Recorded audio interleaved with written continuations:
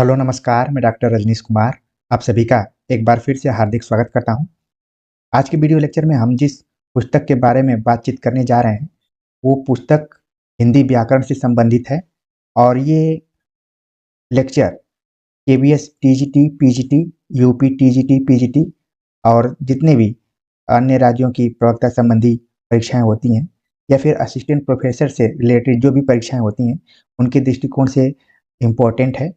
और हमने KVS TGT के सिलेबस को देखते हुए इस पुस्तक का थोड़ा-सा अध्ययन किया और इसकी भूमिका पर हमने सोचा कि आपसे बातचीत की जाए।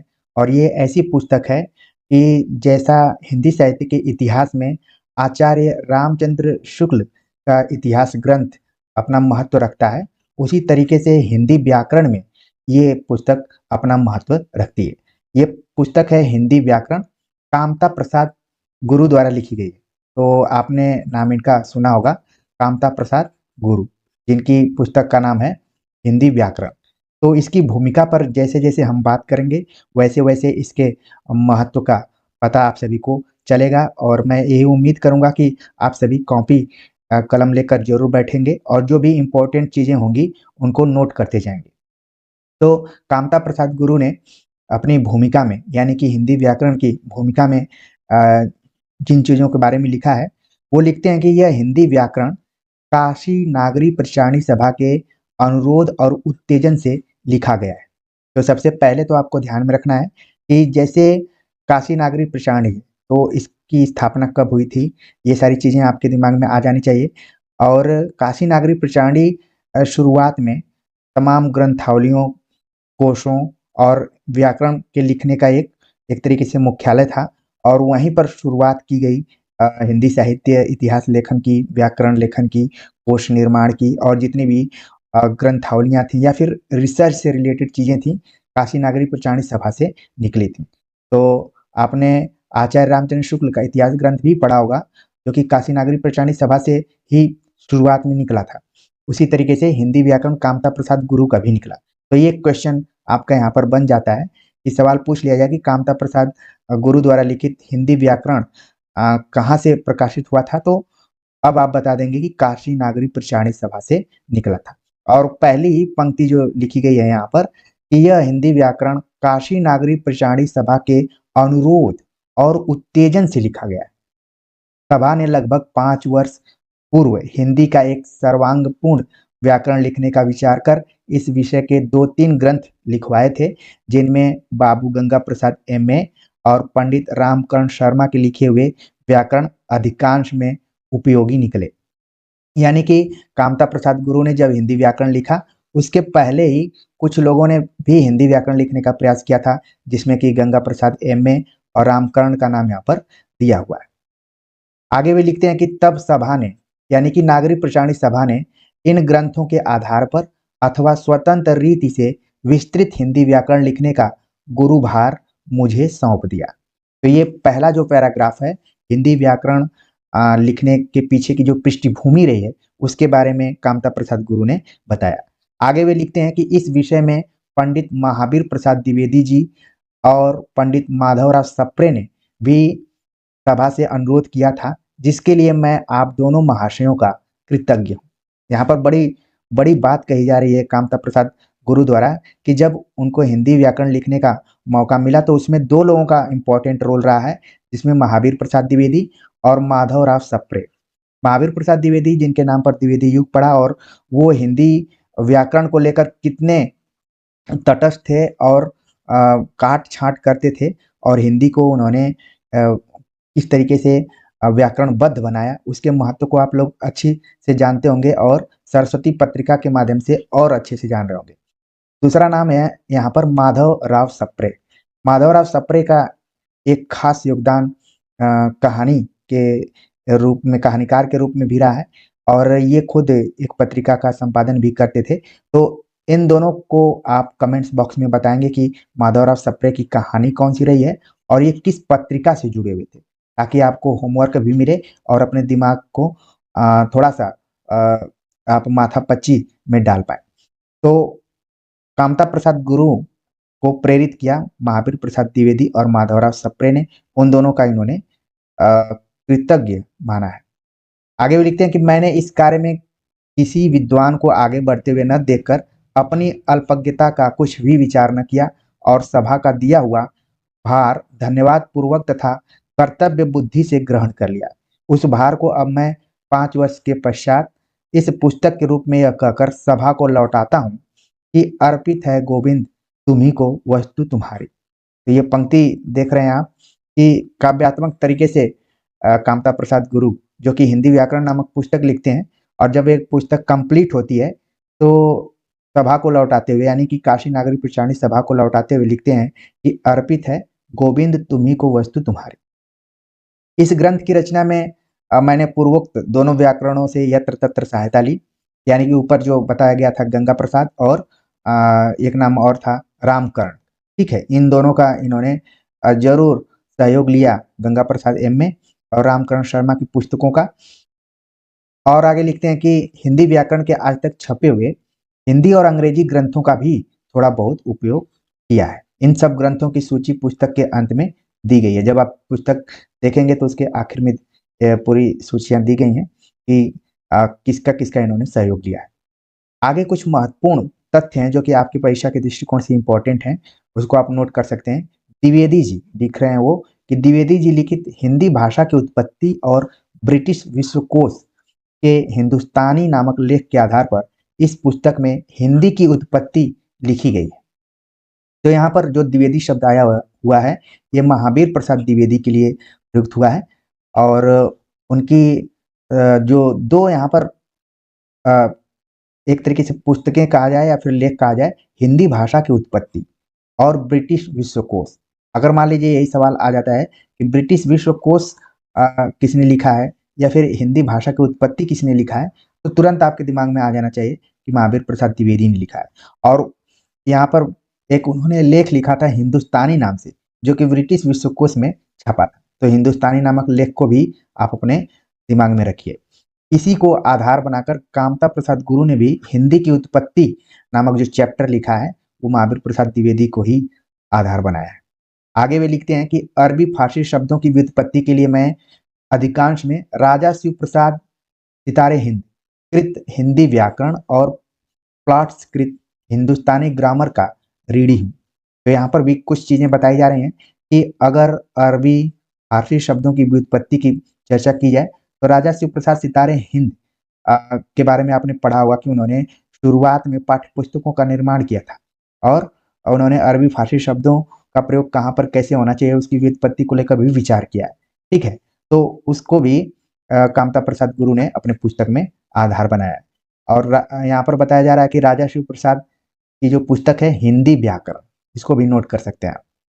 और हिंदुस्तानी ग्रामर नाम से प्लॉट्स ने एक किताब लिखी जिसको कि कामता प्रसाद गुरु ने आधार बनाया है। आगे वो लिखते हैं कि काले नाम के जो भी लेखक रहे हैं उच्च संस्कृत व्याकरण से मैंने संस्कृत व्याकरण के अंश लिए। तो इस पुस्तक में कहाँ कहाँ से उन्होंने सहायता ली है उसको बड़ी ईमानदारी से कामता प्रसाद गुरु बता रहे हैं, और आपको बहुत ही ईमानदारी से परीक्षा के दृष्टिकोण से इसको अपने दिमाग में रखना है। ठीक है, आगे वे लिखते हैं कि सबसे अधिक सहायता मुझे दामले कृत शास्त्रीय व्याकरण से मिली। तो यहाँ पर दामले नामक जो विद्वान है उनकी पुस्तक का नाम है शास्त्रीय व्याकरण, और उसको सबसे अधिक महत्व दे रहे हैं कामता प्रसाद गुरु, और लिख रहे हैं कि जिसकी शैली पर मैंने अधिकांश में अपना व्याकरण लिखा है। यानी कि जिस हिंदी व्याकरण को आप सभी पढ़ते हैं और परीक्षाओं में याद करते हैं कि हिंदी व्याकरण नाम की पुस्तक कामता प्रसाद गुरु ने लिखी है, और यहाँ पर क्लियर हुआ होगा कि कामता प्रसाद गुरु ने उन किताबों को उस किताब को हिंदी व्याकरण को किस कहाँ कहाँ से सहायता ली है और कैसे लिखी है। तो एक दिमाग में आपके पृष्ठभूमि धीरे धीरे बन रही है। आगे भी लिखते हैं कि कुछ लोगों का मत है कि हिंदी के सर्वांगपूर्ण व्याकरण में मूल विषय के साथ साथ साहित्य का इतिहास, छंदो निरूपण, रस, अलंकार, कहावतें, मुहावरे आदि विषय रहने चाहिए। यद्यपि ये सब विषय भाषा ज्ञान की पूर्णता के लिए आवश्यक हैं, तो भी ये सब अपने आप में स्वतंत्र विषय हैं और व्याकरण से इनका कोई प्रत्यक्ष संबंध नहीं है।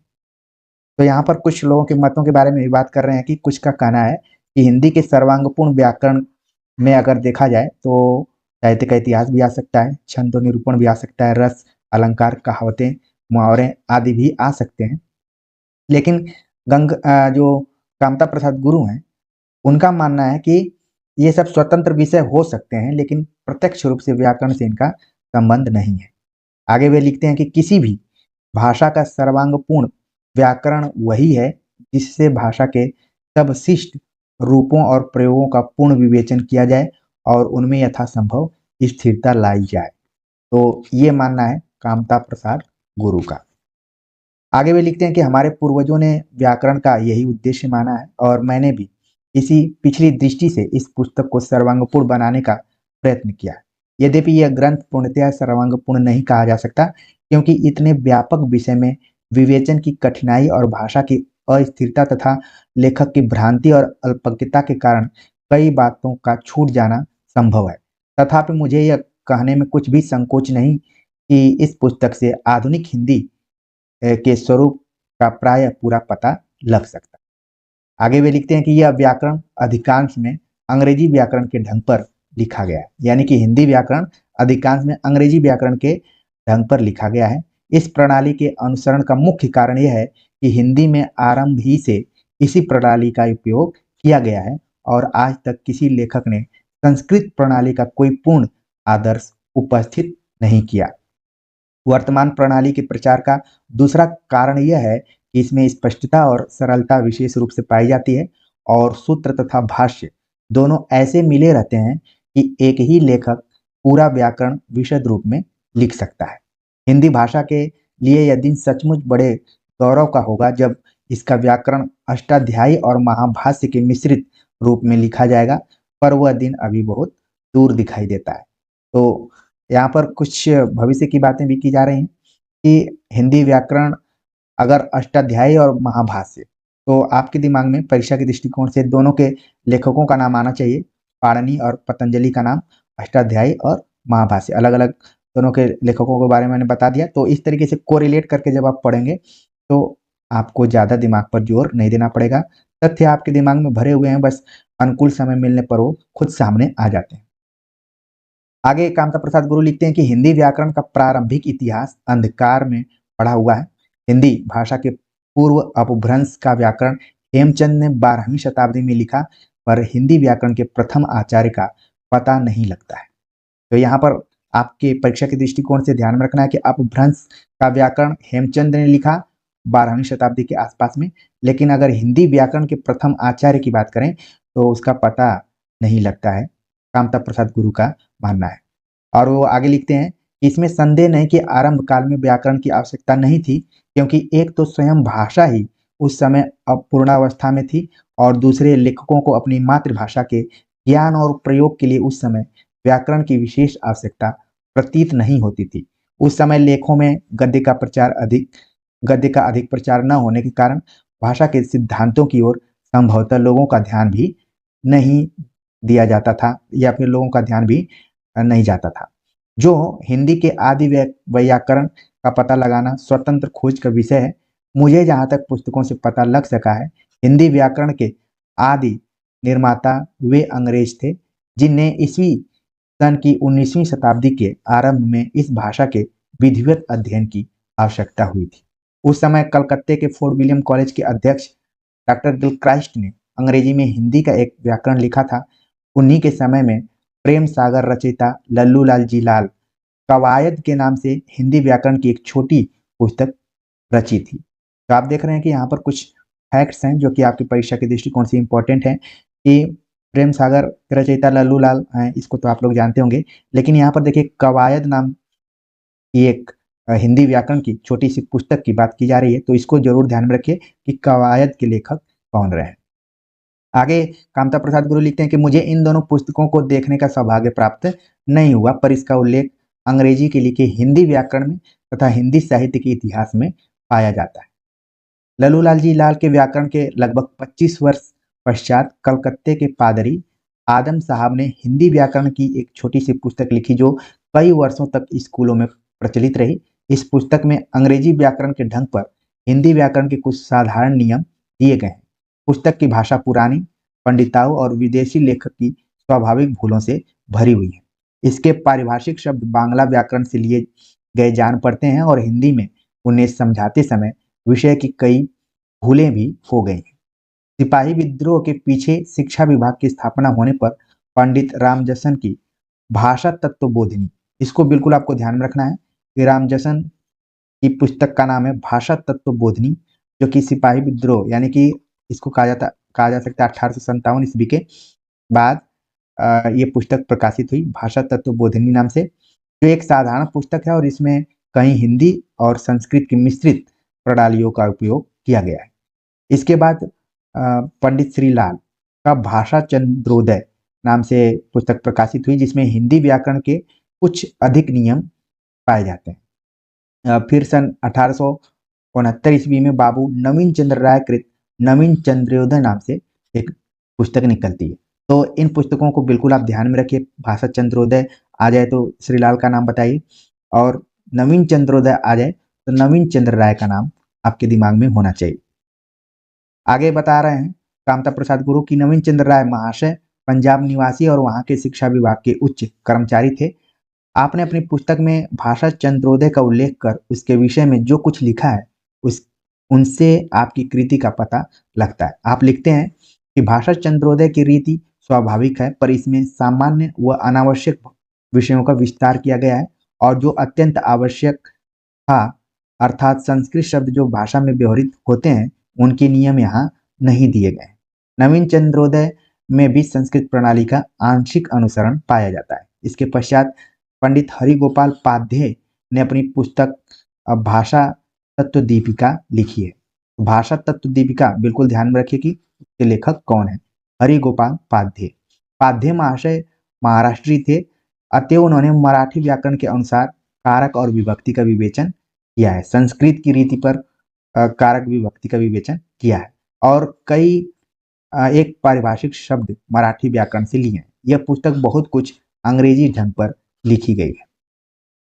आगे कामता प्रसाद गुरु लिखते हैं कि लगभग इसी समय 1875 ईस्वी के आसपास में राजा शिव प्रसाद सितारे हिंद का हिंदी व्याकरण नाम से पुस्तक निकलती है। इस पुस्तक में की दो विशेषताएं। पहली विशेषता यह है कि पुस्तक अंग्रेजी ढंग की होने पर भी इसमें संस्कृत व्याकरण के सूत्रों का अनुकरण किया गया है, और दूसरी यह कि हिंदी व्याकरण के साथ साथ नागरी अक्षरों में उर्दू का भी व्याकरण दिया गया है।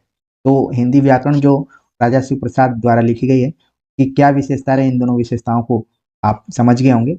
इस समय हिंदी और उर्दू के स्वरूप के विषय में वाद विवाद उपस्थित हो गया था, और राजा साहब दोनों बोलियों को एक बनाने के प्रयत्न में अगुआ थे, नेतृत्व कर रहे थे, इसलिए आपको ऐसा दोहरा व्याकरण बनाने की आवश्यकता हुई है। तो जब भी हिंदी उर्दू विवाद की बात आती है तो राजा शिव प्रसाद सितारे हिंद, राजा लक्ष्मण, भारतेंदु हरिश्चंद्र, सर सैयद अहमद खां, इन लोगों का नाम आता है। तो राजा शिव प्रसाद सितारे हिंद से रिलेटेड कई बार सवाल परीक्षाओं में पूछ लिया जाता है, चाहे वो नेट का एग्जाम हो चाहे प्रवक्ता का। ये आम बोलचाल की भाषा, आम फहम की भाषा का प्रयोग करना चाहते थे राजा शिव प्रसाद सितारे हिंद, जिसमें कि हिंदी और उर्दू दोनों के शब्दों का मिश्रण हो, हिंदुस्तानी। आगे लिखते हैं कि इसी समय भारतेंदु हरिश्चंद्र जी ने बच्चों के लिए एक छोटा सा हिंदी व्याकरण लिखकर इस विषय की उपयोगिता और आवश्यकता सिद्ध कर दी। तो देख रहे हैं आप कि शुरुआत में हिंदी साहित्य लेखन चल रहा था, लेकिन हिंदी व्याकरण को लेकर कोई विधिवत पुस्तक नहीं थी। लेकिन धीरे धीरे हिंदी व्याकरण पर भी लेखकों ने ध्यान देना शुरू किया कि हिंदी व्याकरण की पुस्तकें, उसका इतिहास पूरा बताया जा रहा है, और वो इतिहास आपके दिमाग में धीरे धीरे बैठ रहा होगा। भारतेंदु हरिश्चंद्र के बाद पादरी एथरिंगटन साहब का प्रसिद्ध व्याकरण भाषा भास्कर प्रकाशित हुआ, जिसकी सत्ता 40 वर्ष से आज तक एक सी अटल बनी हुई है। अधिकांश से दूषित होने पर भी इस पुस्तक के आधार और अनुकरण पर हिंदी के कई छोटे मोटे व्याकरण बने और बनते जाते हैं। तो आप देख रहे हैं कि जो हिंदी व्याकरण हम पढ़ते हैं उसका कहीं ना कहीं आधार अंग्रेजी व्याकरण ही रहा है। अंग्रेजों ने कुछ कुछ व्याकरण लिखने का प्रयास किया, और उसमें पादरी एथरिंगटन का नाम आप देख रहे हैं कि लगभग 40 वर्ष तक इनकी पुस्तक जो है वो एकदम अटल रही, और उसको आधार बनाकर अन्य व्याकरण लिखे गए। यह पुस्तक अंग्रेजी ढंग पर लिखी गई, और जिन पुस्तकों में इसका आधार पाया जाता है उनमें भी इसका ढंग लिया गया है। हिंदी में यह अंग्रेजी प्रणाली इतनी प्रिय हो गई कि इसे छोड़ने का पूरा प्रयत्न आज तक नहीं किया गया। मराठी, गुजराती, बंगला आदि भाषाओं के व्याकरणों में भी बहुधा इसी प्रणाली का अनुकरण पाया जाता है। आगे कुछ महत्वपूर्ण तथ्य आपकी परीक्षा की दृष्टिकोण से दिए जाते हैं, जिसमें है कि पंडित केशवराम भट्टकृत हिंदी व्याकरण, ठाकुर रामचरण सिंह कृत भाषा प्रभाकर, पंडित रामावतार शर्मा का हिंदी व्याकरण, पंडित विश्वेश्वर दत्त शर्मा का भाषा तत्व प्रकाश और पंडित रामदहिन मिश्र का प्रवेशिका हिंदी व्याकरण है। ये इंपॉर्टेंट है, इनको आप नोट कर लीजिए अपने कॉपी पर, क्योंकि कई बार ये सब सुमेलित जैसे प्रश्नों में आ सकते हैं। आगे कामता प्रसाद गुरु लिखते हैं कि इन व्याकरणों में किसी ने प्रायः देशी, किसी ने पूर्णतया विदेशी और किसी ने मिश्रित प्रणाली का अनुकरण किया है। पंडित गोविंद नारायण मिश्र ने विभक्ति विचार लिखकर हिंदी विभक्तियों की व्युत्पत्ति के विषय में गवेषणापूर्ण समालोचना की है। और ये जो यहाँ पर तथ्य है गोविंद नारायण मिश्र विभक्ति विचार, ये खूब परीक्षाओं में पूछा जाता है, तो इसको इंपॉर्टेंट करके नोट कर लीजिए। आगे वे लिखते हैं कि और हिंदी व्याकरण के इतिहास में एक नवीनता का समावेश हुआ जब गोविंद नारायण मिश्र ने विभक्ति विचार नाम से किताब लिखकर हिंदी विभक्तियों की व्युत्पत्ति का समीक्षात्मक मूल्यांकन किया। तब पंडित अंबिका प्रसाद वाजपेयी की हिंदी कौमुदी प्रकाशित हुई। इसके लिए अन्य पुस्तकों के समान इस पुस्तक के किसी विवेचन का विचार मेरे ग्रंथ में न हो सका। हिंदी कौमुदी अन्य सभी व्याकरणों की अपेक्षा अधिक व्यापक, प्रामाणिक और शुद्ध है। तो हमें बस इतना ध्यान में रखना है कि हिंदी कौमुदी नाम की जो पुस्तक है उसके लेखक कौन है? अंबिका प्रसाद वाजपेयी। आगे कामता प्रसाद गुरु बताते हैं कि कैलांग, क्रिंज, पिकार्ट आदि विदेशी लेखकों ने हिंदी व्याकरण की उत्तम पुस्तक अंग्रेजों के लाभार्थ अंग्रेजी में लिखी है, पर इनके ग्रंथों में किए गए विवेचनों की परीक्षा मैंने अपने ग्रंथ में नहीं की है, क्योंकि भाषा की अशुद्धता की दृष्टि से विदेशी लेखक पूर्णतया प्रामाणिक नहीं माने जा सकते। आगे लिखते हैं कि हिंदी व्याकरण के इतिहास में एक विशेषता यह भी है कि अन्य भाषा भाषी भारतीयों ने भी इस भाषा का व्याकरण लिखने का उद्योग किया है, जिससे हमारी भाषा की व्यापकता, इसके प्रामाणिक व्याकरण की आवश्यकता और साथ ही हिंदी भाषी व्याकरण का अभाव अथवा उनकी उदासीनता ध्वनित होती है। हिंदी भाषा के लिए एक बड़ा शुभ चिन्ह है कि कुछ दिनों से हिंदी भाषी लेखकों का ध्यान इस विषय की ओर आकृष्ट हो रहा है, यानी हिंदी व्याकरण पर लोगों का ध्यान जा रहा है। हिंदी में अनेक उपभाषाओं के होने तथा उर्दू के साथ अनेक वर्षों से इसका संपर्क रहने के कारण हमारी भाषा की रचना शैली अभी तक बहुधा इतनी अस्थिर है कि इस भाषा व्याकरण को नियम बनाने में कठिनाइयों का सामना करना पड़ता है। वे कठिनाइयां भाषा के स्वाभाविक संगठन से भी उत्पन्न होती हैं, पर निरंकुश लेखक उन्हें और भी बढ़ा देते हैं। अपने बारे में लिख रहे हैं कि मैंने हिंदी व्याकरण में हिंदी भाषा के इतिहास के बदलते हिंदी साहित्य का संक्षिप्त इतिहास देने का प्रयत्न किया है। यथार्थ में यह बात अनुचित और आवश्यक प्रतीत होती है कि भाषा के संपूर्ण रूपों और प्रयोगों की नामावली के स्थान पर कवियों और लेखकों तथा उनके ग्रंथों की शुष्क नामावली दी जाए। मैंने यह विषय केवल इसलिए लिखा है कि पाठकों को प्रस्तावना के रूप में अपनी भाषा की महत्ता का थोड़ा बहुत अनुमान हो जाए।